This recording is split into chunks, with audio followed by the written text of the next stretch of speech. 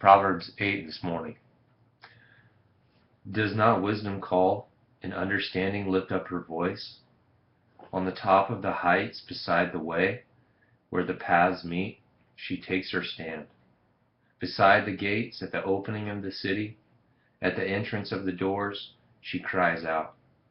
To you, O men, I call, and my voice is to the sons of men. O naive ones, understand prudence, and O fools, understand wisdom. Listen, for I will speak noble things. At the opening of my lips will reveal right things, for the mouth will utter truth. And wickedness is an abomination to my lips. All the utterances of my mouth are in righteousness. There is nothing crooked or perverted in them. They are all straightforward to him who understands, and right to those who find knowledge. Take my instruction and not silver, and knowledge rather than choicest gold. For wisdom is better than jewels, and all desirable things cannot compare with her.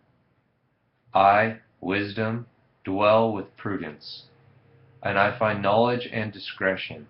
The fear of the Lord is to hate evil. Pride and arrogance, and the evil way, and the perverted mouth I hate. Counsel is mine, and sound wisdom. I am understanding, power is mine. By me kings reign, and rulers decree justice. By me princes rule, and nobles, all who judge rightly. I love those who love me, and those who diligently seek me will find me. Riches and honor are with me, enduring wealth and righteousness. My fruit is better than gold, even pure gold, and my yield better than choicest silver. I walk in the way of righteousness, in the midst of the paths of justice, to endow those who love me with wealth, that I may fill their treasuries. The Lord possessed me at the beginning of his way, before his works of old. From everlasting I was established, from the beginning, from the earliest times of the earth. When there were no depths, I was brought forth. When there were no springs abounding with water, before the mountains were settled, before the hills I was brought forth. While he had not yet made the earth and the fields, nor the first dust of the world, when he established the heavens, I was there. When he inscribed a circle on the face of the deep, when he made firm the skies above, when the springs of the deep became fixed, when he set for the sea its boundary, so that the water would not transgress his command, when he marked out the foundations of the earth, then I was beside him as a master workman, and I was daily his delight, rejoicing always before him, rejoicing in the world, his earth, and having my delight in the sons of men. Now therefore, O sons, listen to me, for blessed are they who keep my ways. Heed instruction and be wise, and do not neglect it. Blessed is the man who listens to me, watching daily at my gates, waiting at my doorposts. For he who finds me finds life and obtains favor from the Lord. But he who sins against me injures himself, and all those who hate me love death. This is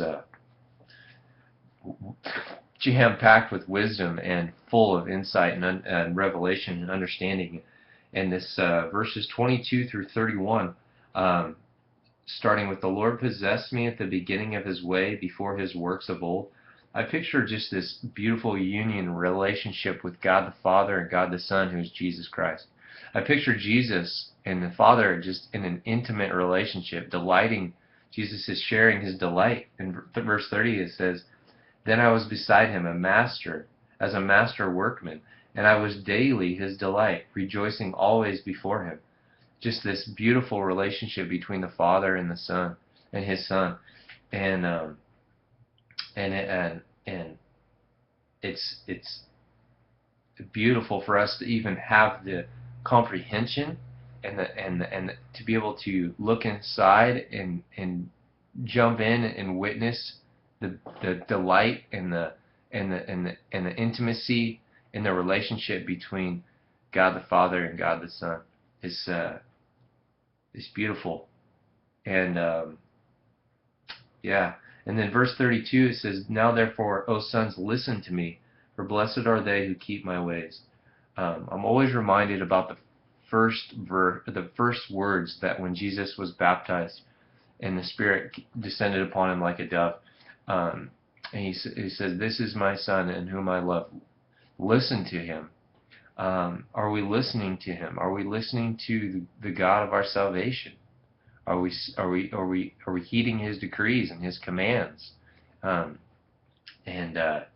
if we're keeping his ways, the Bible says we're blessed. Heed instruction and be wise, and do not neglect it. Don't put it aside. Don't save it for later. It's applicable now. It's right in the very moment, the very present moment. His instructions are there to help us. His little intimate sayings for us. Blessed is the man who listens to me, watching daily at my gates and waiting at my doorposts. The verse that comes to mind is the parable of the 10 virgins, and how they were waiting at the door and letting their with their lampstands and their oil, and the 5 virgins that were also there waiting, and they had oil in their lamps. They ran out, and they went to find more. And the ones who had the oil, the door was open for them. And the verse 34, which is a scary parable, to think that some people who have light inside of them may not be there in the end.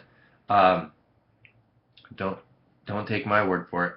That's my interpretation of it. But it says, "Blessed is the man who listens to me, watching daily at my gates, waiting at my doorpost. For he who finds me finds life and obtains favor from the Lord." And this verse that really speaks to me over here is, "I love those who love me." And in Matthew 25, I want to jump over there real quick.